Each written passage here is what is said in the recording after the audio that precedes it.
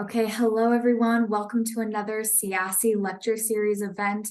We're so excited to have our speaker today, but before I give their introduction, please note that this talk is being recorded. We'll stop the recording at the end of the talk and have time for Q&A afterwards.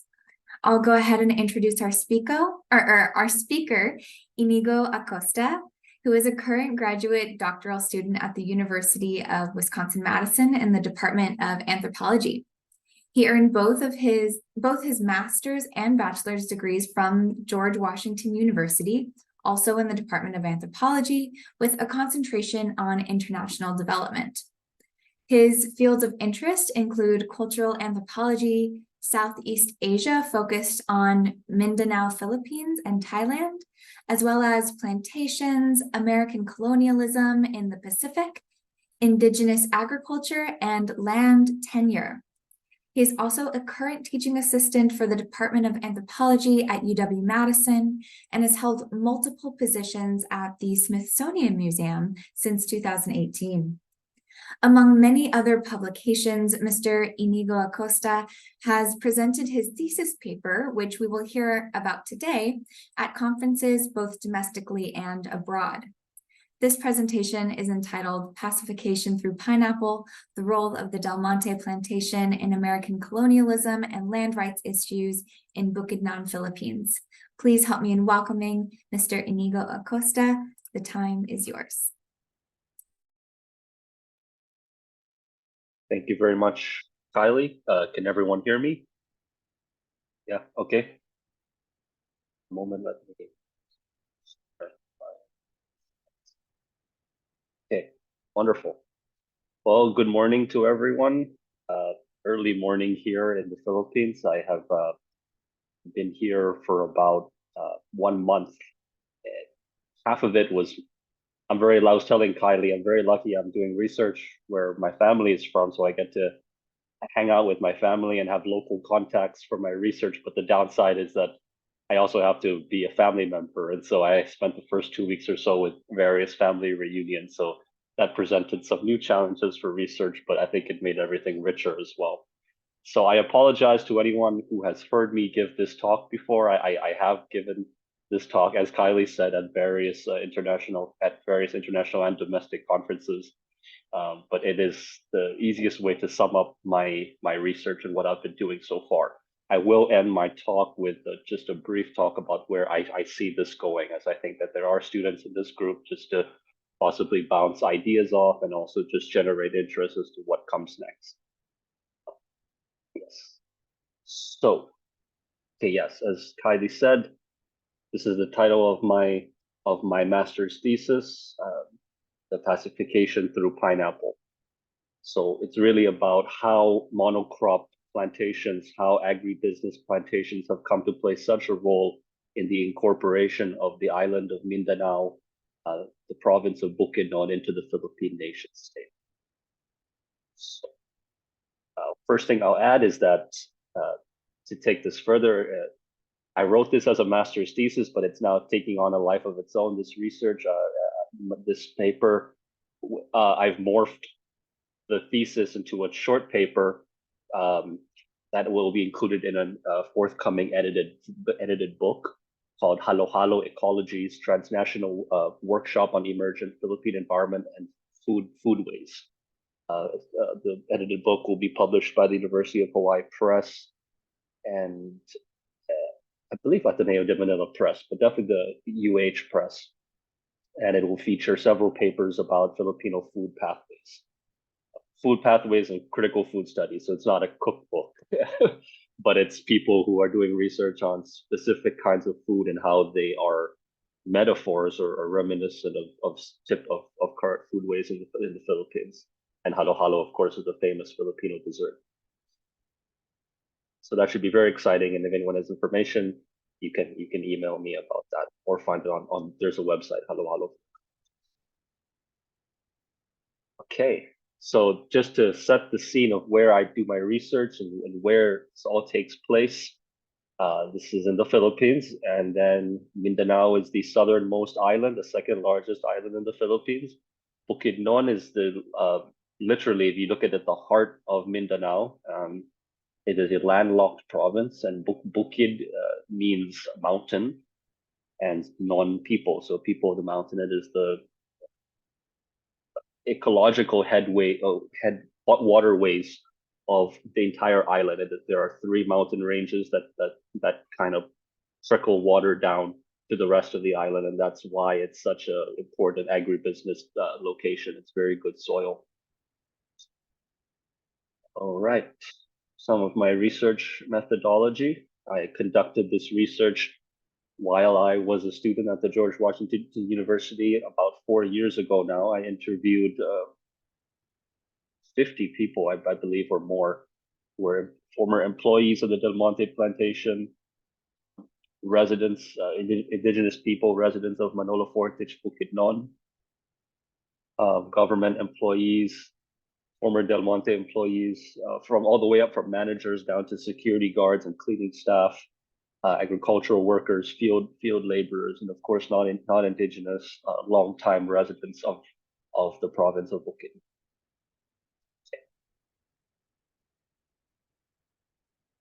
Right.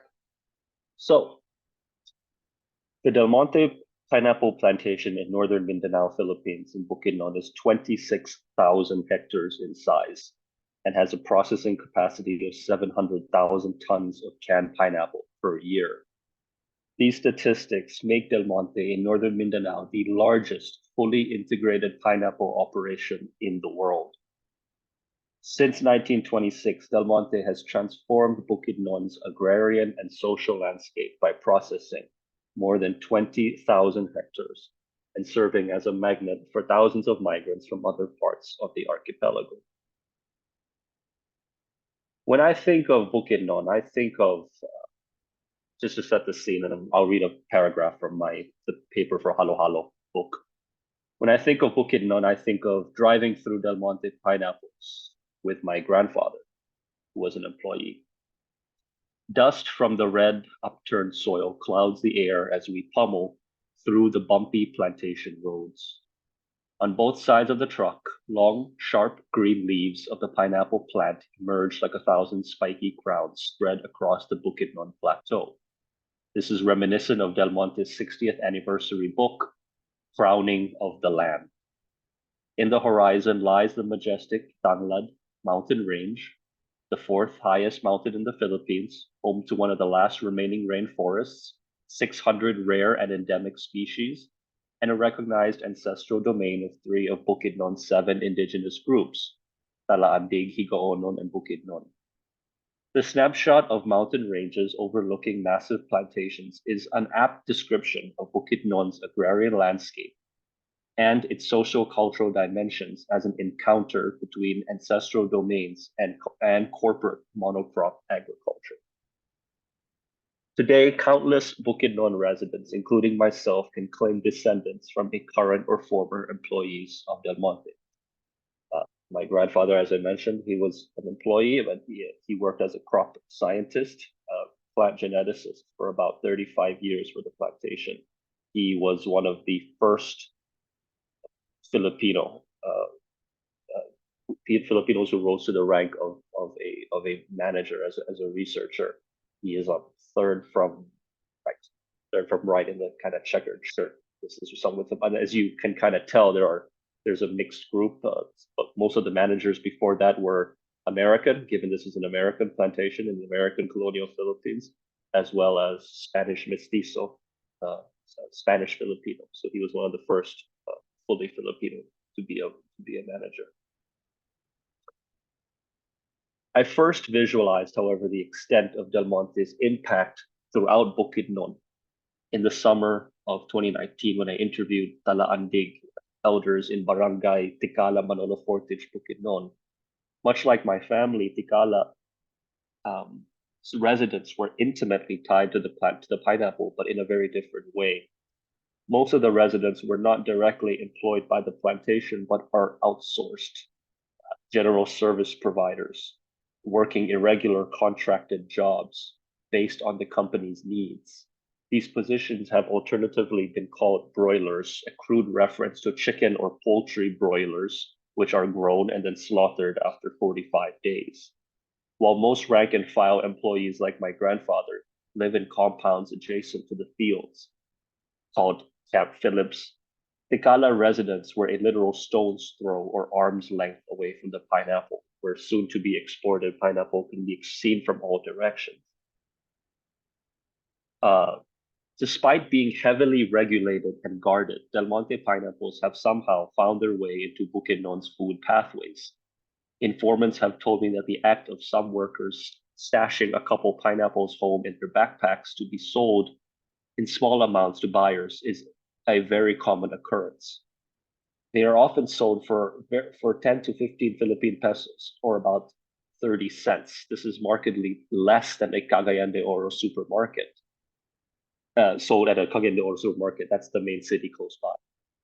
Del Monte is also a common ingredient in humba, the common Visayan pork dish, similar to a chicken adobo that most people are familiar with, and they are commonly served in town fiestas. So even though the pineapple is very guarded, it's an export crop meant to really generate money, they are, of course, being at times stashed, stolen, eaten by the local population.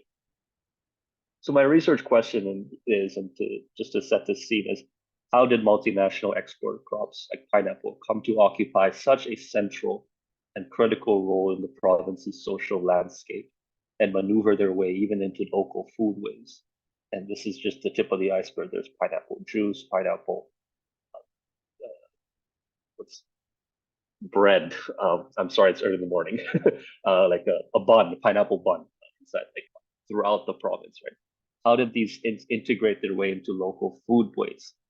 But what impact has it had on land issues as well in Mindanao as a whole, being that this is the largest pineapple plantation in the world, pineapple as well being one of the most land-intensive crops there are? Answering these questions requires examining the role of colonialism in the province's history, and the subsequent post-colonial impacts on land availability.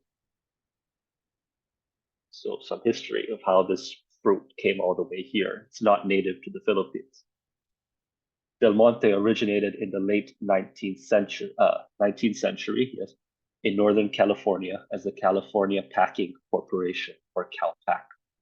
The company's foray beyond the continental United States began in 1917 in Hawaii when the company acquired pineapple farms and a cannery. Mass-produced pineapple had already been growing in Hawaii through the efforts of the Dole Corporation. However, despite Hawaii's rich volcanic soil, Del Monte and the Hawaiian pineapple industry as a whole encountered numerous problems. By the early 1920s, scarcity of farmland had become a major issue for several other industries, including sugarcane, the main industry, and pineapple. Because they share land with each other, they often fight over land, but it was a limited land availability for the corporation. This not only reduced the available farming space, but increased the price of what remaining land was left. In addition, the high amount of mountainous land was unsuitable for crop cultivation and decreased the overall growing potential. Second, the corporation faced numerous plant diseases and bug infestations that destroyed millions of dollars of plantings that almost eradicated the entire Hawaiian pineapple industry. It was clear to company executives that the new lands suited for pineapple growing was necessary. They turned their eyes further south towards the newly colonized Philippines as part of the American colonial project and settled on Bukidnon, on the southernmost island of Mindanao.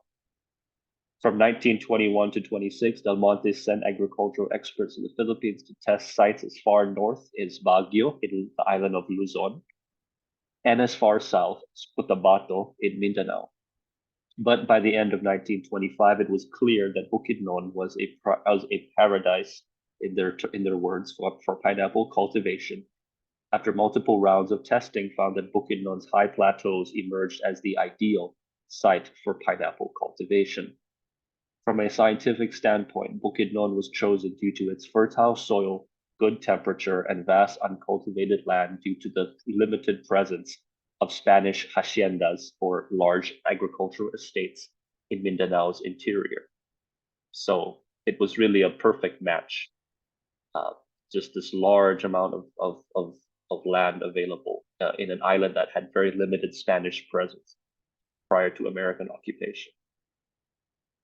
American corporations and individuals salivated at the opportunity to take advantage of the fertile conditions for pineapple cultivation and systems of land acquisitions that favored mixed mestizo elites and American colonial actors.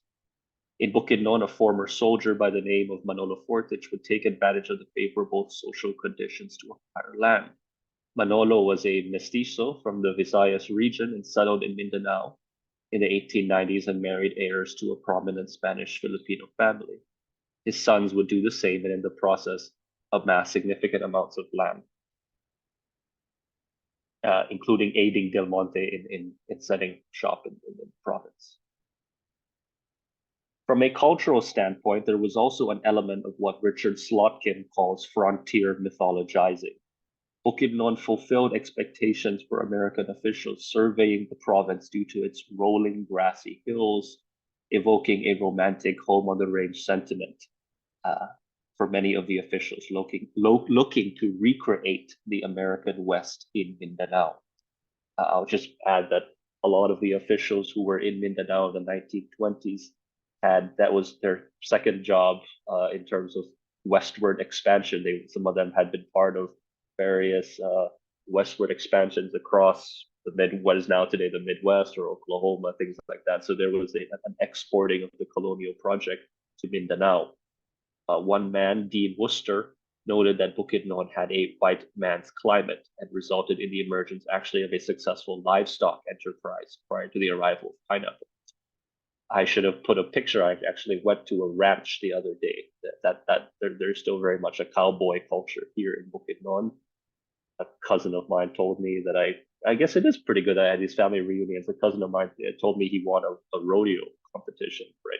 These are people who've never been to the United States, but the legacy of that cowboy culture is still here. Right? So to acquire such a large tract of land, Del Monte executives had to take into account consideration that there are existing government land laws. At the time, the American government had placed limits on the size of public agricultural lands under the Philippine Bill of 1902, which introduced a fixed private ownership. 16 hectares for one individual and 1,000 hectares for corporation. This law intended to prevent the development of large-scale land holdings and haciendas in newly settled areas due to fear of rural unrest and rise of competition to the American agricultural market. So basically, all that's important here is just that there is a land limit of 1,000 hectares. But of course, Del Monte executives were very opposed to this law. So they utilized their valuable connection to the Philippine government through people like Manolo Fortich, who I previously mentioned. But this was also seen when the first president of Del Monte, Harry White, directly approached American Governor General Harry Stimson, complaining that the land law was discouraging investment. By 1938, with Del Monte's lease to that initial land to expire, Del Monte turned to powerful networks through Manolo Fortich to lobby support from Commonwealth President Manuel Quezon. Quezon acquiesced, and the land was turned over to the NDC, the National Development Corporation, which gave the authority for Del Monte to hold public agricultural lands without limit. So that 1,000 hectare limit was blown out of the water, and by the end of the 1940s, or by the start of World War I, 1941, they had about 4,000 hectares. So well beyond that initial 1,000 hectare limit. So I just wanted to show this picture here. This is Philippine president during the Commonwealth period when the Philippines was still a colony, Manuel Quezon, with James Crawford, the second president, and he's here inspecting the packing cannery, where I think these women are working packing pineapple. So just wanted to emphasize that this is very much a partnership with the Philippine state. The Philippine state and was a full actor cooperating in the emergence of the pineapple industry in Mindanao. Okay. The arrival of Del Monte and other agribusiness served a dual purpose. beyond simply being a profit venture, but also part of America's colonial official strategy of agricultural colonies, but ultimately the pacification of indigenous peoples in Bukidnon. So what I really write about in my thesis is that the emergence of monocrop plantations is really about the production of a new social relation, a new understanding of land in place of, and this, as this quote says, in place of existing forms of social organization. It is the eradication of an established existing in society, establishing a new idea of what you're supposed to do with land, what the role of land is, which I'll talk about more later. So that is really what is going on here. So what I'll talk about now, plantations are more than just, the president going there and saying this is great for economic development. There was a role, a purpose for plantations. So term I used, agricultural colonies, was an essential role and strategy in the American Philippinization, American strategy of Philippinization of the Philippines non-Christian peoples. Throughout the regulation, pacification, and assimilation of indigenous peoples in Mindanao. Peter Gowing provides an eloquent description of this, stating, the aim of the agricultural colonies is the amalgamation of Mohammedan and native populations into a homogeneous Filipino people. These terms are pretty outdated. I first want to add this was written in the 70s. But it's basically that Mindanao, until today, has the largest Muslim population in the Philippines, as well as indigenous people. And so these people are different from the rest of the Philippines, which is primarily lowland Catholic population, about 90%. So the challenge here is, how do you assimilate, bring all these people into that society of the rest of the Philippines? Well, the answer is agricultural colonies. From the perspectives of officials like Leonard Wood, the native inhabitants of Mindanao, lacked the intelligence, energy, and capital to take advantage of Mindanao's fertile land. For this reason, James Wood expressed the need for, quote, a good class of American settlers and plantation owners who would not only contribute to the economy of the province, but would also be an example to the native inhabitants. This view was shared by Dean Worcester, whose main emphasis was the need for the Filipino to cultivate and adopt modern agricultural machinery. Del Monte was one of these agricultural colonies. In the late 1920s, Harry White, division manager, sold the idea for a larger plantation on landed estates. If Bukidnon IPs refused to vacate the newly acquired territory, the corporation, through its alliance with the colonial state, called on the Philippine Constabulary, the predecessor to the Philippine National Police, for support. Prior to Del Monte's arrival, earlier instances of the constabulary's forced relocation had already taken place, when Dean Worcester and Lieutenant Governor Frederick Lewis and that earlier mentioned Don Manolo Fortich tried to relocate indigenous peoples to the plains to learn plow agriculture at settlement schools. Already by 1914, this is 12 years before Del Monte, more than 30,000 Bukidnon indigenous peoples had been moved into compact model settlements on the plateaus. One man, one of my informants, he's 90 years old now, he remarked that the constabulary, the Philippine National Police, had such a large presence in their community that they coined a word in their language, in the Bukidnon indigenous language, Binukid. They coined a word for the constabulary, said costables, to refer to them. Constabulary, costables, that's how large the presence was. Like the early resettlement of indigenous people to the plains, Del Monte utilized the costables to aid in this forced removal. At the forefront of these efforts in Bukidnon was its local chief, Amado Dumlao. Dumlao's name appeared regularly during my interviews, especially among older individuals who recalled his name with great fear due to rough and often brutal measures at forced removal. One man even goes on to state he was the implementer of Del Monte. He acted like a bodyguard for Fortich and Del Monte managers. At a national level, relationships with government leaders were leveraged to arbitrarily allocate public lands. And while at the local level, the relationship with the state aided in the tangible removal of existing populations from the land for the cultivation of pineapple.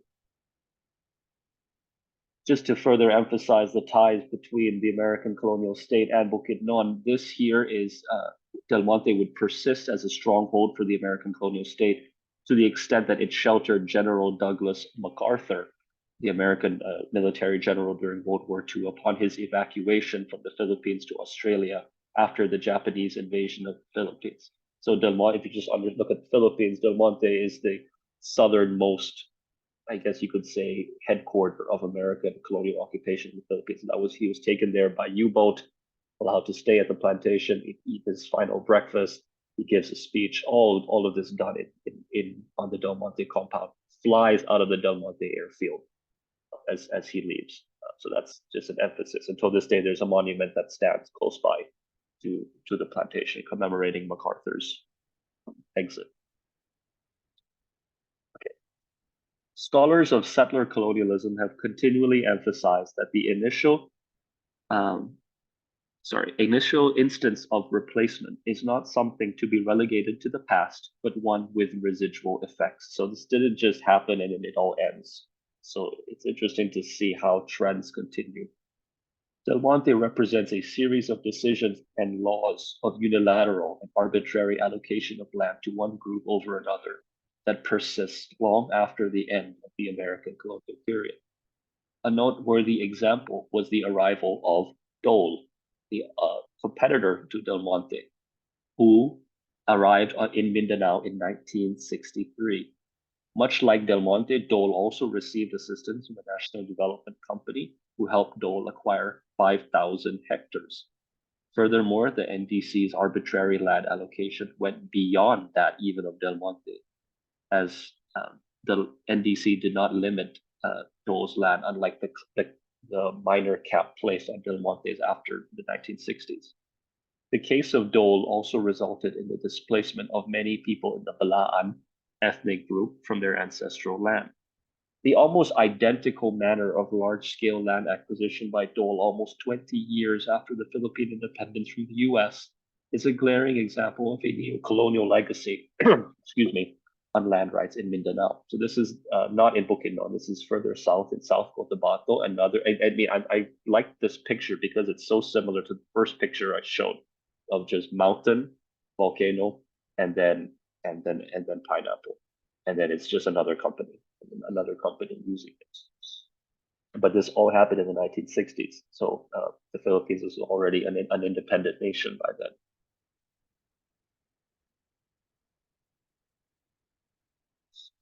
Okay. So what's been done about this? They're some of the largest plantations in the world. Some people have to be unhappy. So since the 1960s, numerous attempts have been made to spur Del Monte into reinvesting their magnanimous profits to improve Bukidnon society and livelihood.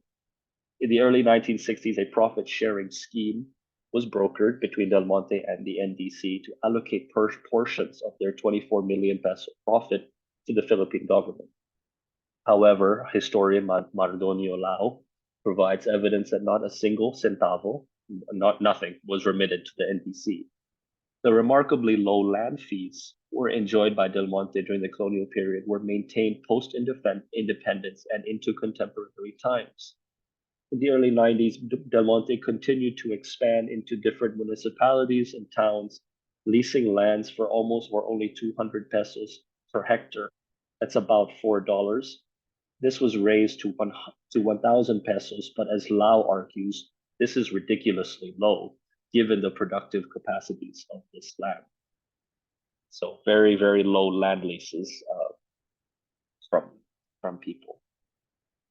After 1987, Del Monte became subjected to the famous Comprehensive Agrarian Reform Program, or Republic Act 6657. This is until today one of the largest and most ambitious agrarian reform programs in the world, meaning to return land to the tiller, to the people who are tilling the land, a huge effort, not from corporate agriculture. This land required large public and private landowners to redistribute lands to small farmers and landowners, otherwise known as agrarian reform beneficiaries.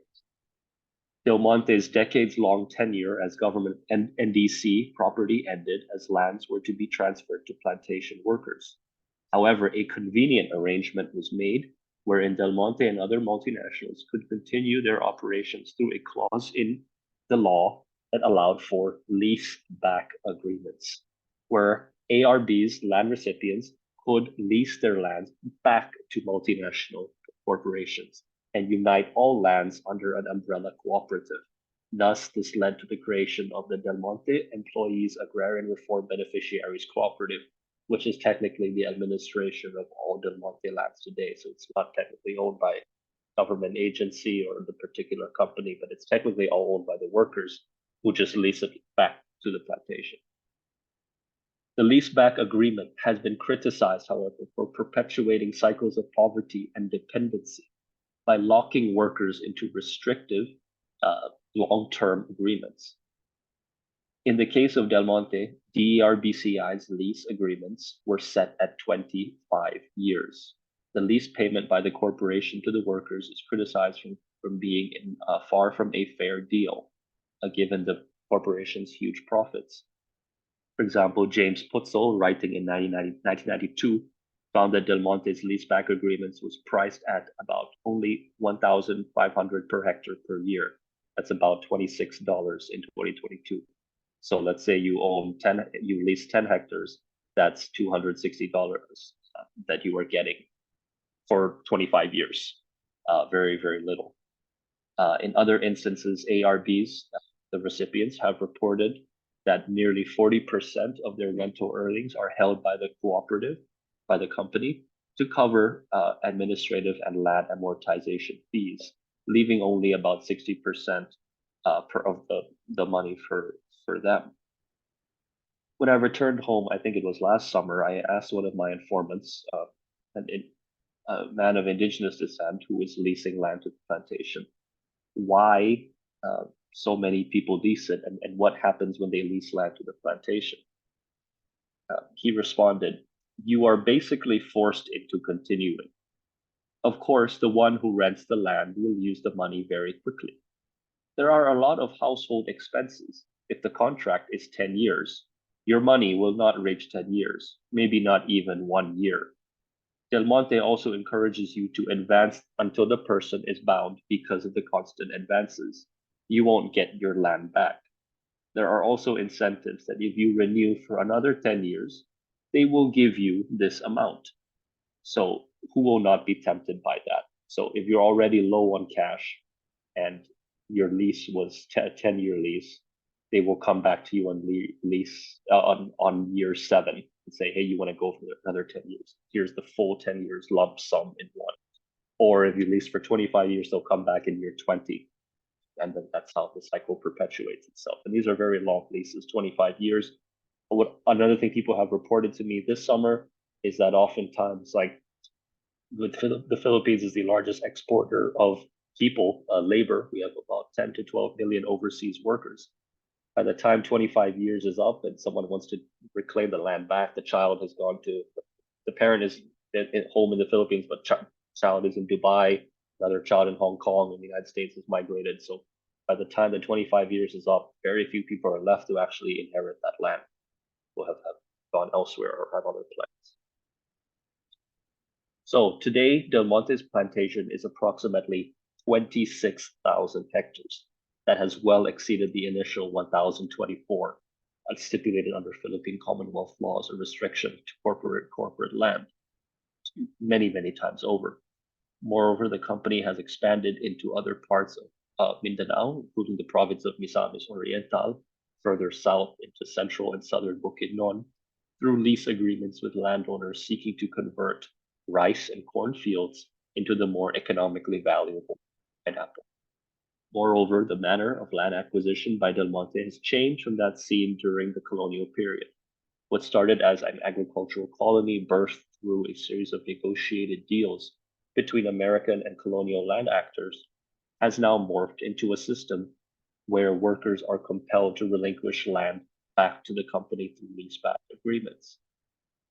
The manner of land acquisition is also evidence of a long relationship between multinational agricultural enterprises and the Philippine state.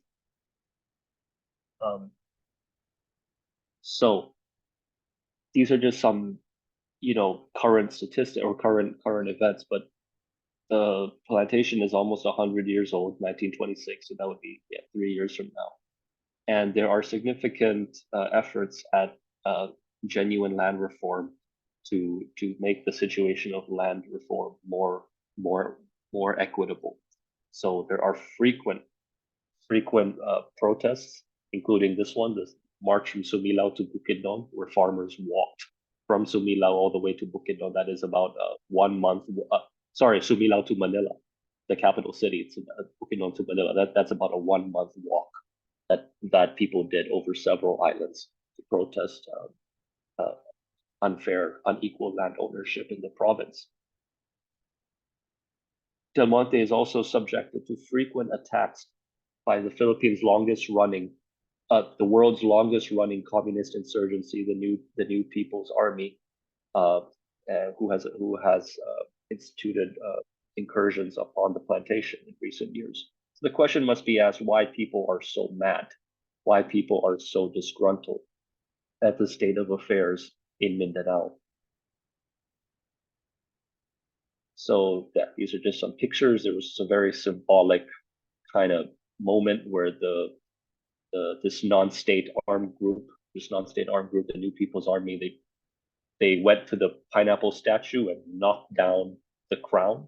Thought that was very symbolic. They could have, gone to a warehouse, but it was this, symbolic moment of taking off the crown pineapple. But once again, to illustrate the relationship between multinational enterprises in the Philippine state, this is, the Philippine military was sent in to guard against the attacks.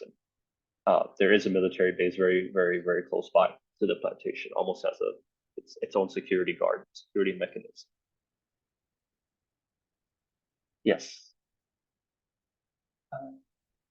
Just one picture, but I guess I'll just talk briefly about my next steps. I made this slide just last night. I'm leaving the Philippines tomorrow, so just a summary of the work I've been doing here. I hope to come back in a year or two to conduct a longer term fieldwork study for my dissertation that expands from Del Monte to a broader study of land issues in Bukidnon. Pineapple is not the only crop in Bukidnon. It's funny how it really it's like copy pasted from Hawaii. Sugar is the competitor to pineapple in Bukidnon. Pineapple in the north, sugar in the south, and so those are the two largest industries here. So a study of land issues in Bukidnon, including sugar and other crops. But I'm very interested in these land laws, because they are the only things that are trying to redistribute land to landless individuals. So the two laws are, as I mentioned, the Comprehensive Agrarian Reform Program, or CARP, and the Indigenous Peoples' Rights Act. Many people are both indigenous people and landless. And so my question is, how do people employ both as ethnicity and or class to acquire land, strategies to acquire land for livelihood? I'm interested in the expansion of transnational plantations and agribusiness. This is becoming very common. As I mentioned, there's a crisis of conversion of rice. Rice is the most commonly eaten food in the Philippines, and yet people are converting it into crops that can be exported. So what is the effect of this on importation schemes, farming? And I am looking at coming back here in a year or two and examining 3 to 4 current land grabbing schemes in Bukidnon, where corporations are really taking land despite these land laws to protect landless workers. So how is that working? Okay, I think I will stop there and open the floor for any discussion. Yes, thank you very much. Thank you so much, Inigo.